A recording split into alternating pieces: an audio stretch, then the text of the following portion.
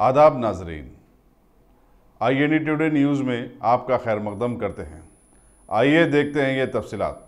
अगर कोई कश्मीरी गुर्बत की वजह से, बेरोजगारी की वजह से हिंदुस्तान के किसी भी हिस्से में जाकर, वो लखनऊ को आया है, आकर अपने ड्राई फ्रूट्स बेच रहा है, वो ड्राई फ्रूट्स की क्या कीमत होगी, कितने पैसे कमाएगा, और वो पूरे बिक भी जाएंगे तो बमुश्किल 200 रुपये। तो क्या एक कश्मीरी को आप 100-200 रुपये भी कमाने नहीं देंगे, महज इसलिए कि वो कश्मीरी है, और रोड पे मारेंगे उसको?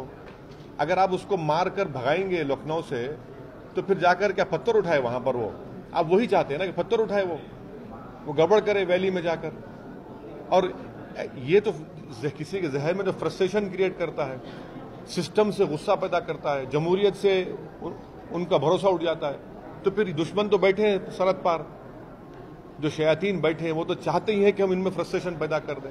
तो ये जो जिन्होंने उसको मारा है, वही सबसे बड़े देश के दुश्मन है, यही दुश्मन है। इन्हीं की वजह से कश्मीर में पत्थर उठाए जाते हैं, लोग, नौजवानों में एक गुस्सा पैदा होता है। ये लोग सबसे बड़े जाहिल नहीं है, बल्कि ये मुनज़्ज़म प्लानिंग के तहत कर रहे हैं। इन पर सख्त से सख्त कार्रवाई होनी चाहिए। और मैं तो डिमांड करूंगा कि राजनाथ सिंह की कॉन्स्टिट्यूंसी में हुआ है, पूरी इंटरनेशनल, पूरी दुनिया में मैसेज जा रहा है कि एक हिंदुस्तान के होम मिनिस्टर के कॉन्स्टिट्यूंसी में कश्मीरी जो सिर्फ ड्राई फ्रूट्स बेचने आया था, जिसको मुश्किल 100 रुपये नहीं मिलते थे, उसको मारा पीटा जा रहा है। तो फिर कश्मीर जाकर क्या करेगा? फिर वो दुआ देगा आप लोगों को?